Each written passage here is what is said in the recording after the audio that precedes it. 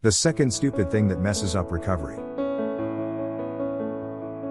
During this presentation series, we will be exploring 12 self-destructive thoughts and actions that can prevent a healthy recovery, based on the book 12 Stupid Things That Mess Up Recovery, by Alan Berger, PhD. The second stupid thing that messes up recovery is believing that sobriety will fix everything. When we break our addictive habits, we are off to a good start in our recovery. But the bad news is that stopping the use of alcohol and other drugs is only the beginning of recovery. This is because we need to take a two-pronged approach to recovery. First, focusing on stopping all of our alcohol and other drug usage.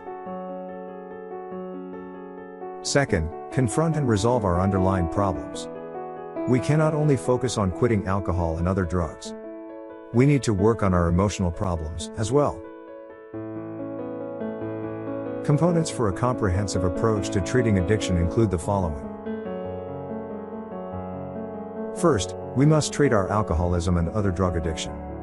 To treat our addiction, we must break the physical and mental bonds of addiction. Second, we must repair the damaging effects of our addiction. This involves our mental, physical, emotional, and spiritual health, and the emotional health of our family. Third, we must treat our underlying psychological and family issues.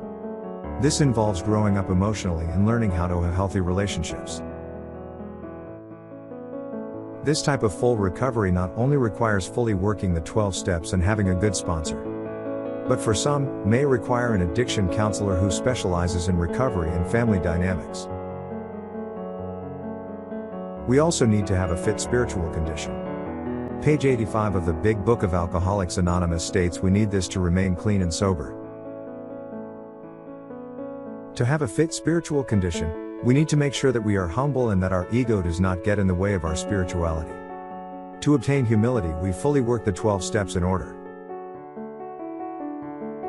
In addition to living life without alcohol and other drugs, the 12 steps helps us to live life more effectively and harmoniously. We must discover that we are not that important and definitely not in control. We must let go and let God be in control, thus giving us the power needed for recovery.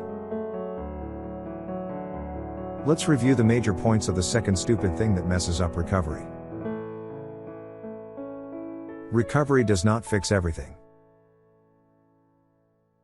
After we stop using, we must not only deal with the emotional and physical fallout, but we must confront the damage that we have done to ourselves, our families, and other people. We might also need to see an addiction counselor to resolve underlying psychological conflicts. We must become fit spiritually to remain sober.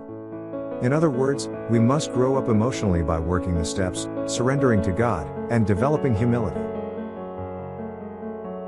To get the power needed to recover, we must let go and let God have control.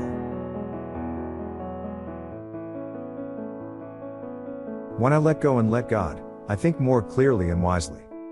Without having to think about it, I quickly let go of things that cause me immediate pain and discomfort.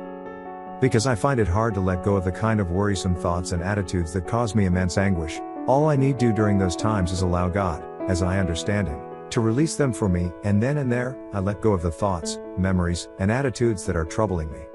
From the book, Daily Reflections.